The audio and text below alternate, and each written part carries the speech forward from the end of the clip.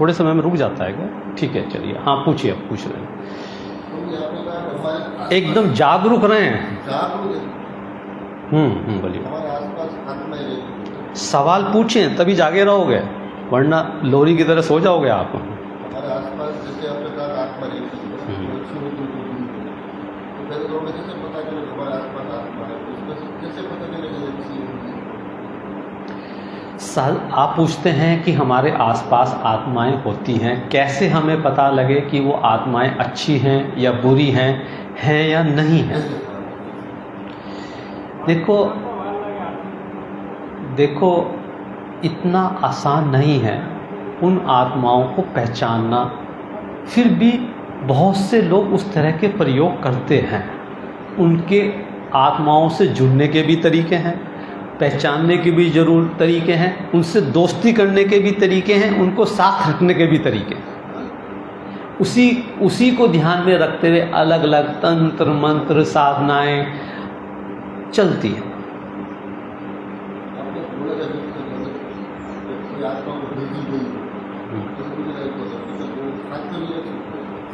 बहुत से लोग उन आत्माओं से संपर्क स्थापित करके अपने साथ भी रखते हैं और उनका उपयोग भी करते हैं, लेकिन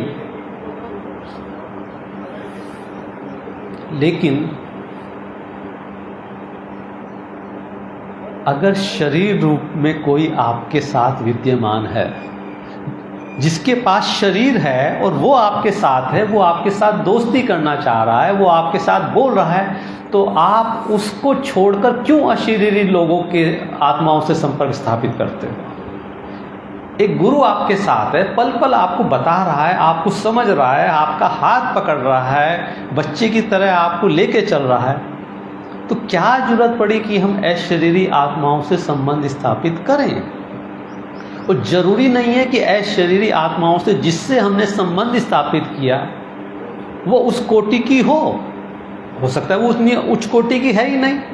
इसलिए बहुत से लोगों को आप देखते होंगे कि वो किसी आत्मा से जुड़े होते हैं। मनिक भाई, बहुत से लोग किसी आत्मा से जुड़े होते हैं, लेकिन जरूरी नहीं है कि जिस आत्मा से वो जुड़े हों वो उतनी उच्च कोटि की हो कि वो बहुत अच्छी कोई मदद कर पाए। वो छोटी मोटी चीज़ें बता सकती है कि ऐसा है वैसा है, ये मत करो, लेकिन छोटी मोटी बातें। तो इसलिए ये मत पूछें कि उन अशरीरी आत्माओं से कैसे जुड़ें, बल्कि ये जाने कि जो शरीरी आत्माएं हैं उनसे हम ना चूके, उसके लिए हम कितना ओपन रहें। क्योंकि अशरीरी आत्माओं से जुड़ने के लिए अगर हम कुछ विधियां सीख भी लेते हैं तो ये जरूरी नहीं है कि वो विधियां हमारा भला ही करें। अक्सर ऐसा हो जाता है कि हम चले तो थे भला के लिए, लेकिन फिर प्रकृति पूछती है अगर तुम्हें भलाई का इतना ही शौक था तो क्या जरूरी था तुम्हें अशरीरी आत्माओं से जुड़ने का? क्या शरीर रूप में कोई यहाँ पे ऐसा विद्यमान नहीं था कि जिसकी बात समझ के, जिसके साथ चल के तुम किसी की भलाई करते? ये तो तुम जानबूझ के अपने अहंकार को बढ़ाने के लिए अशरीरी आत्माओं से संपर्क स्थापित कर रहे हो और फिर उसका उपयोग करना चाहते हो, शायद नाम के लिए, शायद पैसे के लिए, किसी चीज़ के लिए। तो अक्सर जो व्यक्ति ये कहता है कि मेरा अशरीरी आत्माओं से संपर्क है, वो कहीं ना कहीं अपना नुकसान कर बैठता है एक समय बाद। इसलिए अक्सर आप देखते हो ये जो तंत्र मंत्र तांत्रिक लोग होते हैं, सिद्धि तो पा लेते हैं, कनेक्शन जोड़ना तो सीख जाते हैं, लेकिन अक्सर आप पाओगे उनसे मिलके कि चेहरे पे कोई सौंदर्य नहीं, कोई नूर नहीं, कोई शांति नहीं, और अक्सर पता लगता है कि एक दिन वो व्यक्ति समाप्त। क्योंकि जैसे लोगों के साथ रहोगे अशरीरी लोगों के, वो एक दिन आपको ले जाएंगे। शुरू में आपकी कोई मदद करेंगे, फिर बाद में देखेंगे कि ये व्यक्ति सब अपनी दोस्ती हो गई। तो जो तंत्र मंत्र के द्वारा किसी का गलत कर रहा है, वो आप समझ सकते हो कि जब उसकी मृत्यु होगी वो अच्छे लोक में जाएगा, वो भूत प्रेतों के लोक में ही जाएगा। असल में जिस तरह की आत्माओं के साथ आप रहोगे वैसे ही आप अंदर से हो जाते हो। तो इसलिए जो लोग भी ऐसी कोशिश करते हैं कि चलो अशरीरी आत्माओं से किन्हीं विधियों द्वारा संबंध स्थापित किया जाए, वो स्थापित कर भी लेते हैं, लेकिन आध्यात्मिक रूप से उनका पतन होता है और उनकी यात्राएं रुकती है। मज़ा तब है कि संबंध आप स्थापित करने की कोशिश ना करो, वो आत्माएं आपके पास आएं और आके खड़ी हो जाएं और कहें कि हम आपको ये कहना चाहते हैं। आप कहें अरे जरा रुको, जरा मुझे अपनी तो बात कहने दो, लेकिन वो आत्मा आके फिर बीच में आ जाती है, कहती है नहीं, जब तुम अपनी बात कह रहे हो तो मेरी बात भी कहो। स्वामी जी पता कैसे चलता है? पता चलता है, ऐसे पता चलता है कि आप कभी किसी से बात कर रहे हो, अचानक बात करते करते आप ऐसी बात कह देते हो कि आपको खुद नहीं पता होता कि ये बात आपने कैसे कह दी। पता ऐसे चलता है कि जब आप मेरे सामने बैठे हो और आप कोई ऐसा सवाल पूछ लेते हो जो मैं सोचता हूँ कि ये तो आप पूछ ही नहीं सकते, तो उस समय आपके अंदर भी कोई आत्मा प्रवेश करके मुझसे पूछ रही है। बहुत बार ऐसा होता है, मैं आपकी शक्ल देखने लगता हूँ कि ये सवाल तो ये पूछ ही नहीं सकता, इसमें इतनी सामर्थ्य नहीं है। तो इसलिए आत्माएं माध्यम बनाती हैं। अक्सर जैसे ओशो प्रवचन दे रहे हैं, प्रवचन देते देते बुद्ध पे दे रहे हैं, महावीर पे दे रहे हैं, अब आप समझते हो कि वो खुद हैं वहाँ पे, खुद नहीं है, वो आत्माओं ने उनको चारों तरफ से घेर लिया। क्या बुद्ध के ऊपर, महावीर के ऊपर, श्री भगवान कृष्ण के ऊपर कोई ऐसा बोल सकता है? अरे सोचोगे तो बोल पाओगे क्या? वो इसलिए बोल पा रहे हैं कि उस कोटि की आत्माओं ने उनको पकड़े हुए हैं और कहा है कि ये बातें ऐसे ऐसे थी और तो आप ऐसे ऐसे कहो, तभी तो देखते हो ओशो की बातों में कितना बल है। आप ये थोड़ी ना कह सकते हो कि भगवान श्री कृष्ण नहीं बोल रहे हैं, क्योंकि आत्माएं, अगर कोई पवित्र सोल है, उच्च कोटि की सोल है, तो जितने देवी देवता हैं वो उसको माध्यम बनाने के लिए ललायित हैं, क्योंकि उन्हें भी कहाँ ऐसा व्यक्ति मिलता है कि जिसको हम माध्यम बना सकें। वो तो बेचारे रात को सोते समय आपसे संपर्क करते हैं, लेकिन अगर कोई जीवित व्यक्ति ऐसा मिल जाए जो उतना प्योर है, उतना पवित्र है, उसका भाव उतना अच्छा है, तो वो तो लाइन में लगे रहते हैं कि भैया अब तुम गए तो अब हम आते हैं, अब हमारी बात कहनी है, अब हमारी बात कहनी है। इसीलिए ओशो इतने संतों पे क्यों बोले?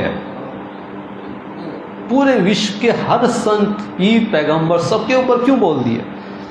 क्योंकि एक ऐसी पवित्र सोल उतरी कि पूरी प्रकृति को ये लगा कि ये सोल पता नहीं कितने हजार साल बाद फिर ऐसी कोई सोल उतरेगी, तो सब अपनी अपनी बात इनसे कहलवा दो। और ओशो ने सबको अपडेट कर दिया। असल में सब संतों ने अपने आप को ओशो के माध्यम से अपडेट किया। ओशो ने अपडेट नहीं किया, सब संतों ने अपने आप को अपडेट कराया कि भाई आज के परिप्रेक्ष्य में हमारी बात आ।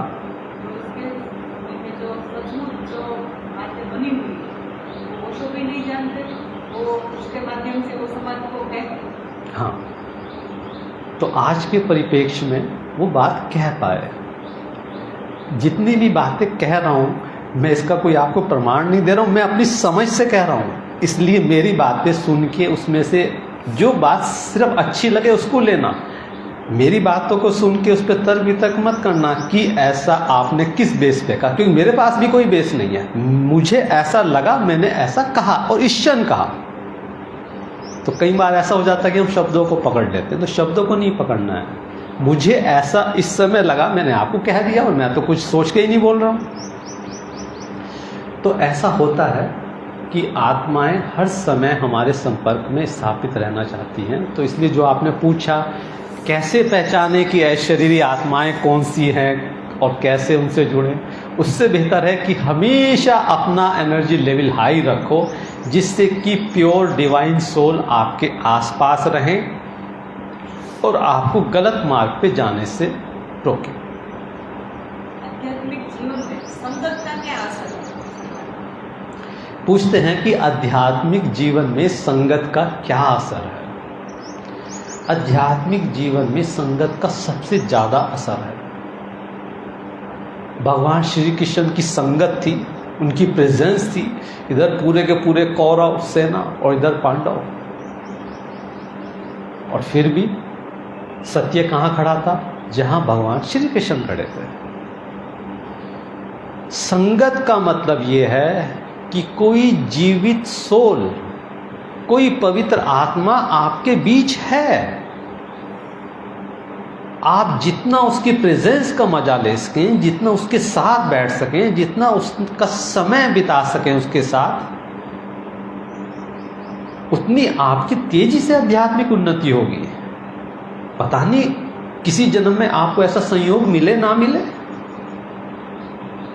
अगर हमारा भारत में जन्म हो रहा है और ऐसे समय में जन्म हो रहा है कि अभी ओशो कुछ समय पहले शरीर से विदा ही हुए हैं, उनकी वाणी हम सीधे सुन रहे हैं, कोई उसमें जोड़ तोड़ नहीं है। ऐसा पहले कभी अतीत में हुआ क्या? हमने बुद्ध की वाणी सुनी, महावीर की वाणी सुनी, भगवान श्री कृष्ण की वाणी सुनी, शिव की वाणी सुनी, किसी की नहीं सुनी है। ओशो की वाणी सीधे सुन रहे हैं और हमारा जन्म हुआ हुआ है ऐसे समय में। ये आपके हजारों जन्मों के पुण्य का फल है कि आपका ऐसे समय में जन्म हुआ है कि जहाँ सद्गुरु ओशो की वाणी चल रही है, कोई उनको समझाने वाला भी है, उनके ध्यान की विधियाँ भी हैं। ये हमारा पुण्य है, हमारी ऐसी प्यास थी जन्मों की कि हमें कुछ कोई ऐसा जीवित गुरु मिल जाए, उसकी वाणी मिल जाए कि हमारा बेड़ा पार हो जाए। निश्चित रूप से ध्यान किया, प्यास जगी, तभी तो यहाँ पे पहुँचे।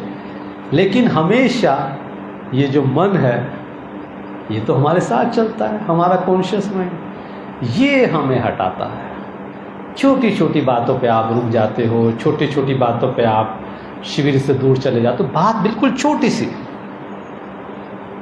और ओशो कह रहे हैं कि एक बहुत बड़ा हॉल था, हॉल के अंदर चारों तरफ कांच के दरवाजे लगे हुए थे, एक छोटा सा दरवाज़ा सिर्फ निकलने के लिए, आने के लिए छूटा हुआ था, जिसमें एक आदमी निकल सकता है, और बहुत बड़ा हॉल था। और गुरु कहता है कि भाई जरा होश के साथ, आंखों पे पट्टी बंधी है, होश के साथ जरा चलना और जरा टटोलना कि कहाँ वो दरवाज़ा है जिससे तुम निकल के बाहर चले जाओ। तो आंखें तो बंद हैं, अब होश कितने समय काम रही, चलते रहे, होश में रहे, होश में रहे। अचानक एक मक्खी आके बैठ गई कान पे और हमने ऐसे उड़ाई और वो दरवाजे से हम आगे बढ़ गए, फिर पूरा का पूरा चक्कर लगा रहे हैं। तो ओशो कह रहे हैं सत्संग में ऐसे बैठना कि कान पे अगर मक्खी भी आ गई है तो पता रहे कि गुरु जो बोल रहा है कहीं ऐसा ना हो शब्द चूक जाए, कि जैसे वो व्यक्ति चूक गया उस दरवाजे से, फिर उसको पूरा चक्कर लगाना पड़ा। ऐसे ही ऐसा ना हो कि आप सत्संग से चूक गए, संगति से चूक गए, और फिर आपको पता नहीं कितने जन्मों तक चक्कर लगाना पड़े और फिर आपको ऐसा सत्संग मिले। तो इसलिए जहाँ पर भी सत्य की बात है, जहाँ पर भी ध्यान आपको कराए जा रहे हैं, जहाँ पर प्रैक्टिकली आपके साथ प्रयोग हो रहे हैं, निश्चित रूप से वो सत्संग ही है, खाली शब्दों से नहीं होता है। जहाँ भक्ति की या ध्यान की चर्चाएं के साथ साथ प्रयोग आपको कराए जा रहे हैं, वो निश्चित रूप से सत्संग है और उसको छूटना नहीं चाहिए।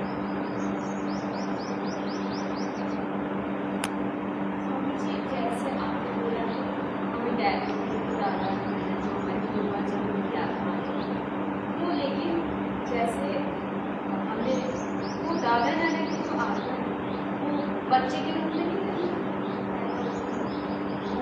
बार वंश में आती है ना, मतलब ऐसा नहीं कि आत्मा जब जैसे दादा तो उनके हिसाब से जन्म हो गया था, तो फिर अभी हम जब हमारे उनकी सोच कैसे?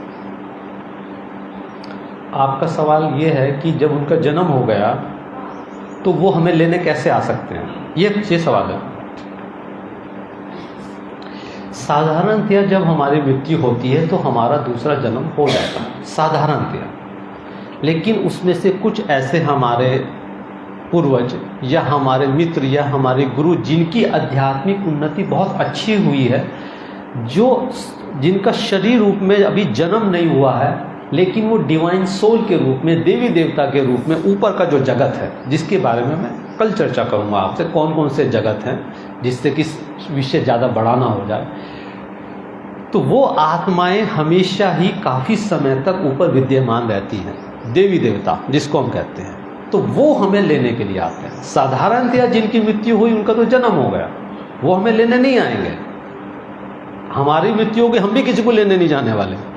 लेकिन जो हमारे हजारों जन्म हुए हैं, उन जन्मों में कुछ ऐसे लोग हैं जो आध्यात्मिक रूप से उन्नति करके देवी देवता की कोटि तक जा चुके हैं। हम नहीं जा पाए हैं, लेकिन हमारे मित्र तो हैं, हमसे प्रेम तो करते हैं। तो वो लोग हर जन्म में हमें लेने आते हैं, हमें ले जाकर हील करते हैं, गाइड करते हैं और समझाते हैं कि अगला जन्म तुम यहाँ लो, जिससे कि तुम भी हमारी कोटि में आ जाओ। हम तुमसे प्रेम करते हैं, तुमसे दूर थोड़ी ना रहेंगे, तो तुम भी कम से कम देवी देवता की कोटि में आ जाओ या हमसे ऊपर निकल जाओ, निर्वाण की तरह, मोक्ष की तरह। तो इसलिए साधारणतया तो हमारी जब किसी की मृत्यु होती है तो उसको तो तुरंत दूसरा जन्म हो जाता है, लेकिन जो उच्च कोटि की आत्माएं हैं वो हमेशा हमारी देख रेख में रहती है। और ये पद्धति सालों तक चल सकती है, क्योंकि वहाँ पे टाइम स्केल नहीं है। ये जो साल दिन है ये हम सोचते हैं, वहाँ टाइमलेस है। तो स्वामी जी वो कोई जैसे मतलब भूत प्रेत हुआ या कोई आत्मा, उसका टाइम पीरियड नहीं, उसको कब उससे मुक्ति मिलेगी, ठीक, कोई टाइम पीरियड तो होगा। पूछते हैं कि जैसे भूत प्रेत होते हैं तो इनका भी तो कोई टाइम पीरियड होता होगा कि इनको वहाँ से मुक्ति मिल जाए। जब भूत प्रेत अपनी इच्छाओं को, कामनाओं का दुरुपयोग करते करते खूब परेशान हो जाते हैं, देखते हैं कि हर बार शरीर को पकड़ते हैं, हर बार भोग करते हैं, हर बार किसी का सुसाइड कराते हैं।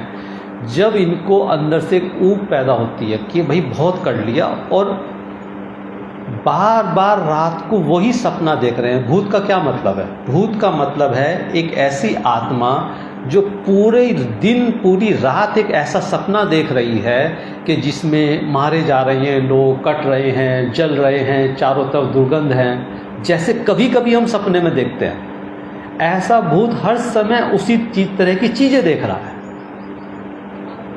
पूरे दिन, सपने की तरह। जब सपने में हम होते हैं, हमें ये थोड़ी ना पता होता है कि ये सपना है, तब तो हम हकीकत में उसको झेल रहे होते हैं ना, हम ही होते हैं उस समय। वो तो बाद में पता लगता है कि ये सपना है। तो इसी तरह ये जो भूत का जगत है, वो पूरे दिन ऐसी खराब चीज़ें देखते देखते एक दिन उनको ये लगता है कि भाई अब इससे मुक्ति हो, काश मुक्ति हो। तो जब उनके मन में ये बात आती है कि भाई ऐसे, इसी को नरक कहा गया है। नरक का मतलब एक ऐसी आत्मा जो हर समय गंदगी, पीड़ा के सपना देख रही है। सपने का मतलब उनके लिए तो हकीकत में हो रहा है, वो हम सपना कह रहे हैं उसको समझाने के तौर पर। तो वो जब उससे देखते हैं और झेलते झेलते उनके मन में ये ख्याल आता है कि भाई हमें मुक्ति दो। फिर क्या होता है? मुक्ति दो, कहाँ से दो? कौन देगा मुक्ति? भूत प्रेतों को तो सब भगाते हैं, कौन देगा मुक्ति? फिर वो आते हैं किसी सत्संग में, फिर वो आते हैं किसी गुरु के आसपास, जैसे कि यहाँ आके बैठ जाते हैं। जैसे कि आपने पिछले शिविर में देखा,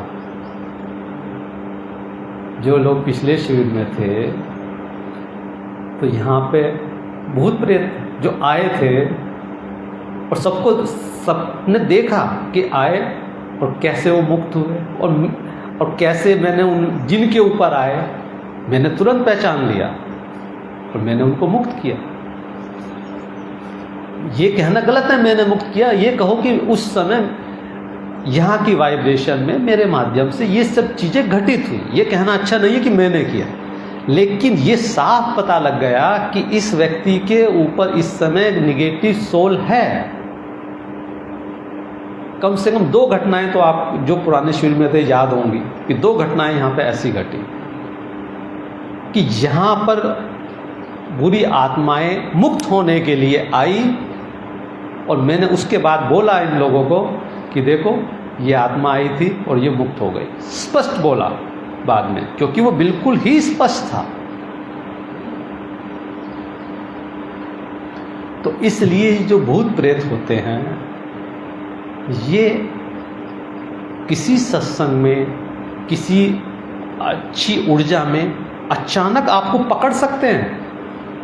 ये जो आप कहते हो ध्यान में डर लग रहा है, ऐसा हो रहा है, वैसा हो रहा है, तो असल में कोई आत्मा आई और आपको डर लगा और वाइब्रेशन से मुक्त होकर चली गई।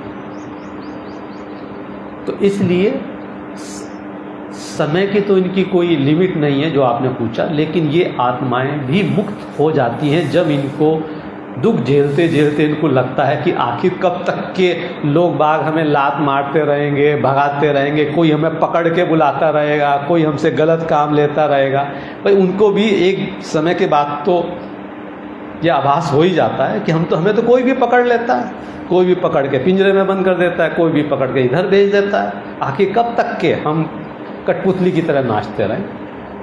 तो ये किसी सत्संग में, किसी गुरु के सानिध्य में जाके मुक्त होते हैं और मुक्त होके ये कोशिश करते हैं कि अब हमारा जो मनुष्य योनि में जन्म हो वो अच्छी जगह हो, जिससे कि हमें इस तरह के लोक में फिर दोबारा ना आना पड़े। इसीलिए कहा गया है कि देवी देवता और भूत प्रेत दोनों मनुष्य योनि को खोजते हैं जन्म लेने के लिए, क्योंकि भूत प्रेत निराशा में, अवसाद में इतने गहरे उतरते हैं कि उन्हें मुक्ति चाहिए। देवी देवता अच्छी चीज़ों को भोग भोग के ऊप पैदा कर लेते हैं कि वहाँ तो कोई दुखी नहीं। जब कोई दुखी नहीं हो, खाने की चिंता नहीं, पहनने की चिंता नहीं, क्योंकि शरीर तो है ही नहीं, तो वहाँ भी एक ऊप पैदा होती है, जिसके बारे में ओशो वर्णन कर रहे हैं, वो लेक्चर भी आप सुनेंगे कि वहाँ भी एक ऊप पैदा हो जाती है कि भाई हमें इससे ऊपर जाना है, अब निर्वाण मुक्ति की तरफ जाना है। लेकिन कुछ कमी तो रह गई थी ना पाठ में। तो देवी देवता को भी कहा जाता है कि वो जो इंद्रियों का सुख है उसमें अभी तुम पूरे नहीं उतरे हो, फिर शरीर लो। शरीर का मतलब इंद्रियों का भोग, और फिर उन इंद्रियों के माध्यम से जो कच्चा रह गए हो कहीं पे, फिर पक्के आओ। तो कहते हैं कि देवी देवता भी मुक्ति के लिए व्यक्ति का शरीर खोजते। हाँ, जन्म लेते हैं किसी शरीर के माध्यम से, गर्भ चुनते हैं।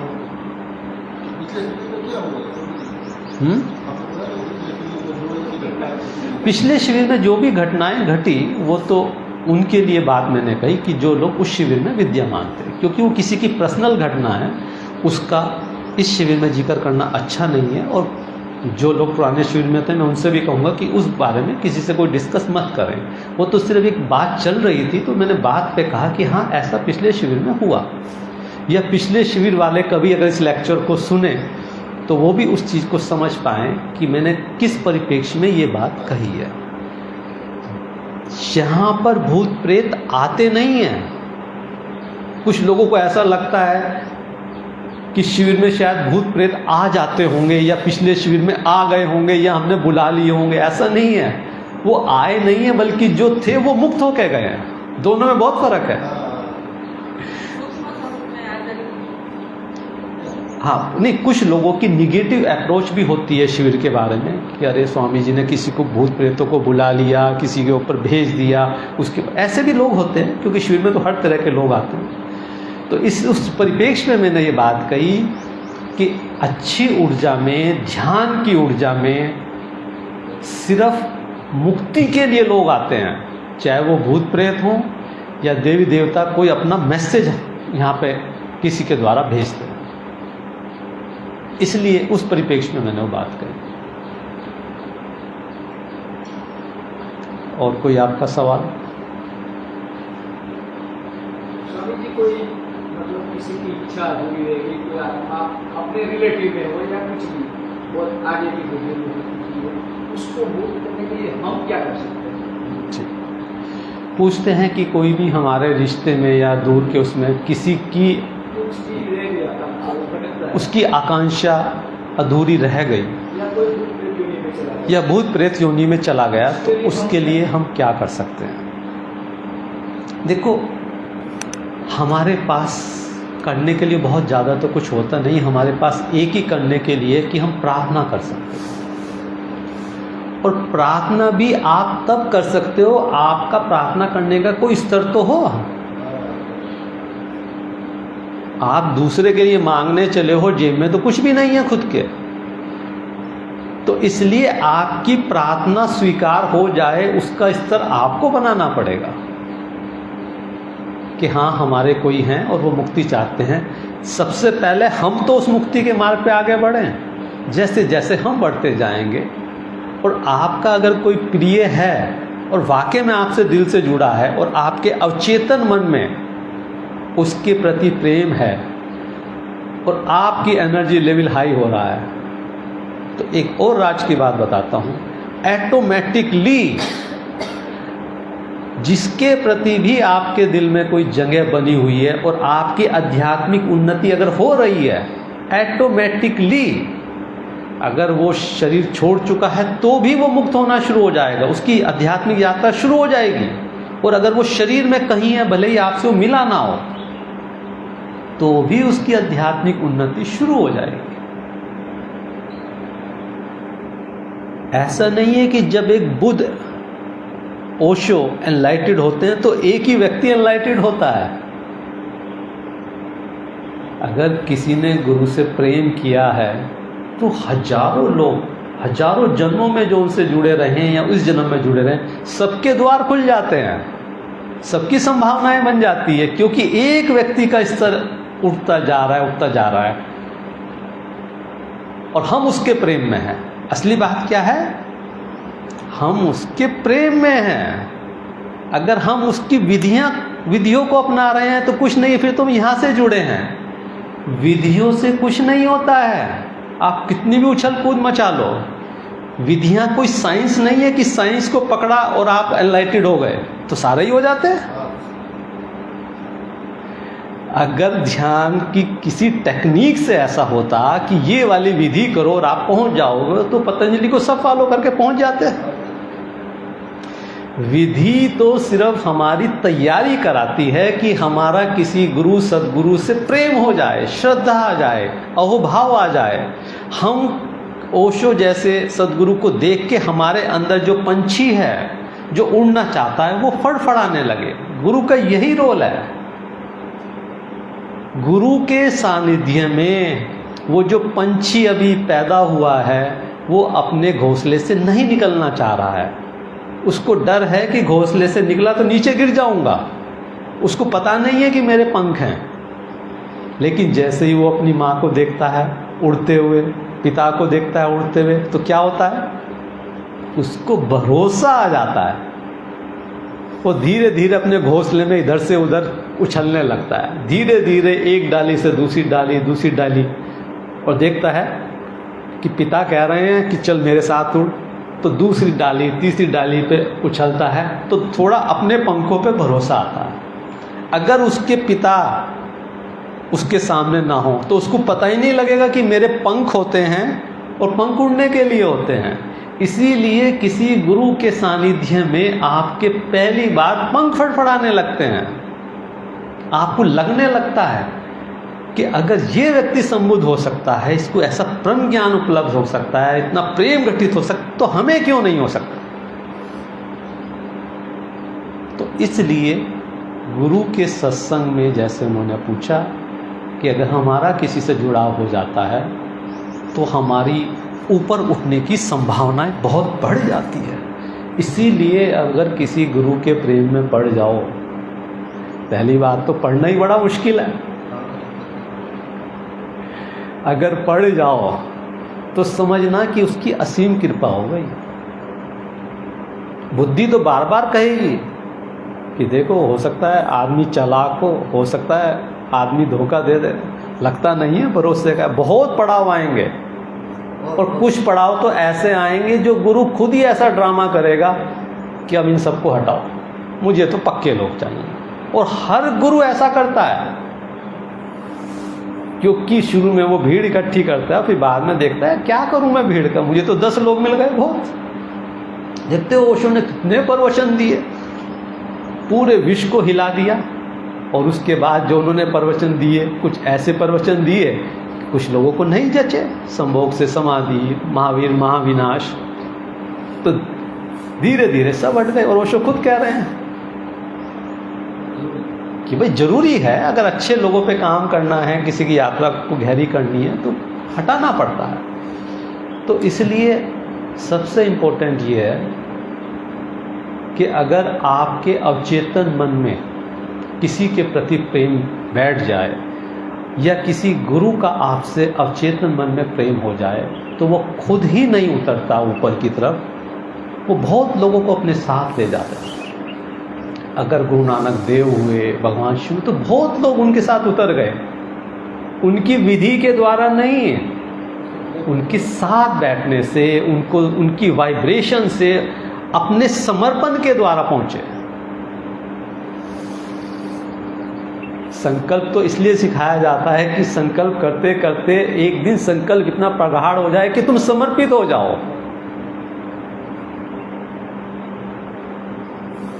तो इसलिए शुभ आत्माएं हमेशा ही हमारी आध्यात्मिक उन्नति चाहती हैं।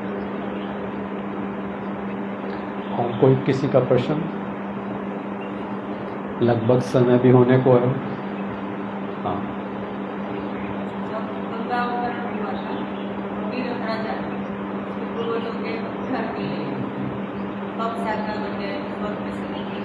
मैंने एक बार ऐसा सुना था या पढ़ा था, जो हमारे देश में आध्यात्मिक प्रगति करता ध्यान साधना करता है, वो उसकी पिछली 10 पीढ़ी को लाता है, अपनी 10 पीढ़ी को, उसके बारे में आप बात कर सकते हैं। देखो जो आप बात कह रही हैं कि ऐसे साधना के द्वारा पिछली अभी बात हुई थी ना, वो हमारे पूर्वज जो अतृप्त हो गए, तो इसको हमें क्या करना चाहिए। तो मेरा कहने का मतलब है कि ध्यान साधना करता है उसके वाइब्रेशन से, इसके आगे पीछे के जो अतृप्त, इसके नजदीक वाले जो होते हैं, उसको उसकी शांति मिलती है, सद्गति मिलती है, ऐसा कुछ कहने का मेरा प्रयास है। वो पानी पीना क्या करें? ठीक, वो कह रहे हैं पूछ, ठीक, हाँ, दो बातें सामने आई। ये कह रही हैं कि अगर हम आध्यात्मिक रूप से हमारी उन्नति हो रही है, हम ध्यान कर रहे हैं, और हमारे जो भी पूर्वज हैं या जो बड़े रहे हैं, क्या उनकी आध्यात्मिक उन्नति में सहायता मिलती है क्या? निश्चित रूप से मिलती है। अगर एक फूल खिलता है जैसे, तो कितने लोगों को होता है, लेकिन सुगंधित होता है। अगर हमारी आध्यात्मिक उन्नति हो रही है, आपके परिवार पड़ोस के लोगों के भी वाइब्रेशन चेंज होंगे, और जो लोग आपसे कभी जुड़े रहे हैं और शरीर छोड़ चुके हैं, उनके अंदर भी हलचल शुरू होगी। आपका जैसे जैसे एनर्जी लेवल बढ़ेगा, धीरे धीरे कंपन शुरू होंगे ही, आपके चाहने ना चाहने से नहीं, क्योंकि वो तो चेतन मन में आपसे जुड़े ही हैं, और आप भी किसी से जुड़े थे तभी आप यहां बैठे हुए हो। किसी ने आपको पुकार दी कि भाई जाओ, किसी के अवचेतन मन से आप जुड़े थे, उसकी आध्यात्मिक स्थिति अच्छी थी, उसने आपको पुकार दी कि भाई जाओ। तो निश्चित रूप से अगर हम कुछ भी सत्य की तरफ कदम उठाते हैं, हमारे अवचेतन मन की जो वाइब्रेशन है, वो चाहे शरीर रूप में हमारे सामने लोग हों या अशरीर रूप में भी वो किसी भी जगत में हैं, निश्चित रूप से उन तक वो वाइब्रेशन पहुंचते हैं। समझो कि एक कोई आपके परिवार का व्यक्ति मृत्यु के बाद भूत योनि में चला गया, और कौन लोग भूत प्रेत योनि में चले जाते हैं? उनकी संभावना ज़्यादा होती है भूत प्रेत योनि में जाने की जो सुसाइड करते हैं। इसलिए आध्यात्मिक जगत में ये कहा गया है कि तुम सब कुछ करो लेकिन सुसाइड मत करना, कैसी से कैसी खराब स्थिति आ जाए। क्योंकि इसका मतलब ये हुआ कि प्रकृति ने जो हमें जीवन दिया, हमने प्रकृति की इच्छा के विरुद्ध उस जीवन का सम्मान ना करते हुए उसको ख़त्म किया, तो प्रकृति उस चीज़ को माफ़ नहीं करती है कि हजारों अरबों साल बाद तो तुम्हें मनुष्य योनि हमने दी, तो तुम्हें क्या अधिकार है कि तुम इस मनुष्य योनि को समाप्त कर दो। इसका दंड, इसका परिणाम तो तुम्हें भुगतना पड़ेगा। तो इसलिए भूल के भी अपने आसपास जो भी लोग हैं उनको इस बात के लिए प्रेरित करें कि कैसे से कैसी जीवन में विपरीत परिस्थितियां आएँ, लेकिन ये जो ऑप्शन है सुसाइड वाला, इसको हमेशा के लिए ख़त्म कर दें। दूसरी बात, आप जो कह रहे हैं कि जैसे पानी देते हैं, पीपल को पानी देते हैं या कुछ करते हैं, भाव शुद्धि के लिए सब चीज़ें अच्छी हैं कि हम सूरज को पानी दे रहे हैं, पेड़ पौधों को दे रहे हैं, लेकिन अगर उसके पीछे हमारी कोई मांग है या हम ये सोच रहे हैं कि हमारे फलाने पितृ को, पूर्वजों को इसका फ़ायदा मिल रहा है, इतना आसान मामला नहीं है कि हमने कुछ यहाँ किया और उन्हें फ़ायदा मिल गया। हाँ, उससे अगर हमारे भाव शुद्ध हो रहे हैं तो उसमें कहीं कोई दिक्कत नहीं है। इस तरह की चीज़ों का भाव शुद्धि के रूप में उपयोग किया जा सकता है।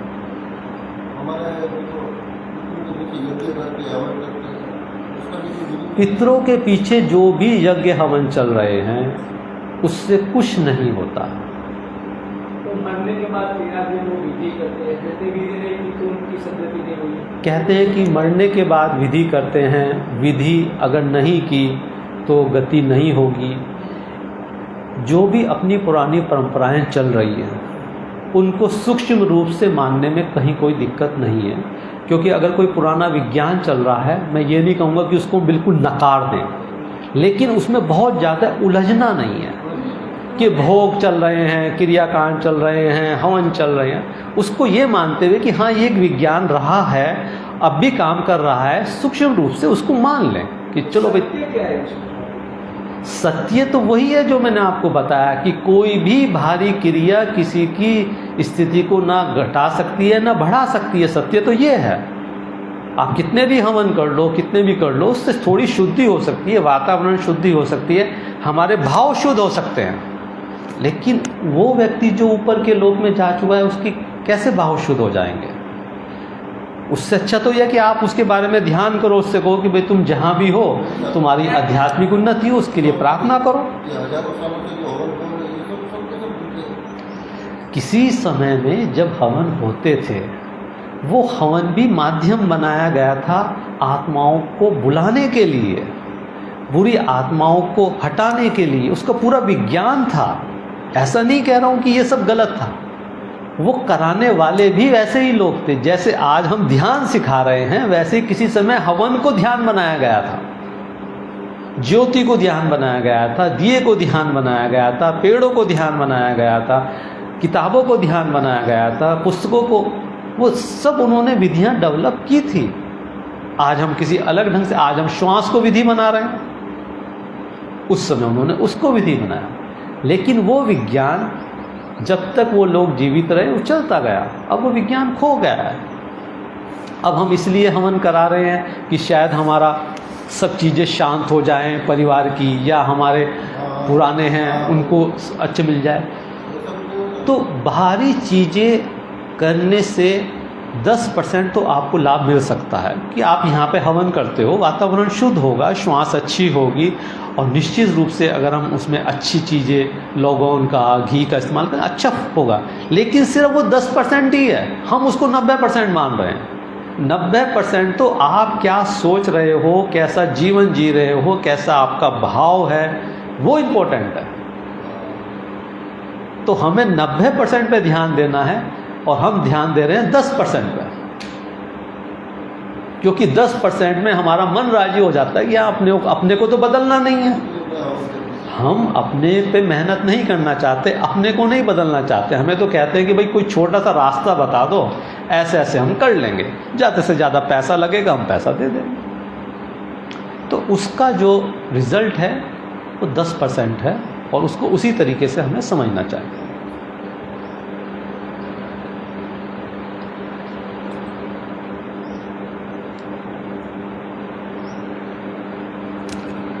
लगता है सभी के कुछ प्रश्न हो गए हैं। हाँ, पूछते जाएंगे। तो आज के इस चर्चा को, जिस पे हमने आप कोशिश की कि शुरुआत मैंने की और आपके प्रश्नों के माध्यम से थोड़ा थोड़ा अलग अलग तरीके से चीज़ों को डिस्कस करने का मौका मिला, इसके बाद हम कोई गहरा ध्यान करेंगे जिससे कि जितना सब चीज़ें सीखी हैं, समझी हैं, सब एकदम बैलेंस हो जाएं और एकदम हम रिलैक्स हो जाएं। बहुत इन दिन ने 20 दिन मुझे प्रश्न है। कोई बात नहीं, कुछ प्रश्न के जवाब हम देंगे, कुछ बैठे बैठे भी आपको खुद से जवाब मिलने शुरू हो जाएंगे, क्योंकि एक प्रश्न के जवाब में बहुत सारे जवाब छिपे रहते हैं। जैसे हमारी समझ बढ़ती है, प्रश्न अपने आप गिरने शुरू हो जाते हैं। और वही हम काम कर रहे हैं कि ध्यान के माध्यम से आपके खुद का दिया आपके हाथ में आ जाए, खुद की समझ आपकी डेवलप हो जाए और आप खुद ये पहचान सकें कि जीवन में क्या सही है और क्या गलत है। इसी के साथ इस सेशन को विराम देते हैं, फिर मिलते हैं आधा घंटे बाद 11:30 बजे, ठीक है, या 11:45 बजे मिलते हैं। थोड़ा सा लंबा सेशन हो गया है तो थोड़ा आप आराम से रेस्ट करें। 11:45 बजे मिलते हैं ध्यान के सेशन में।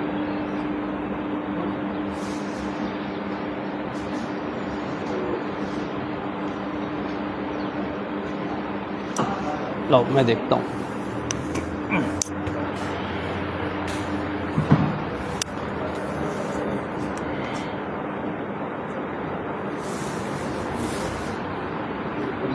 देना चाहिए। आज तो सभी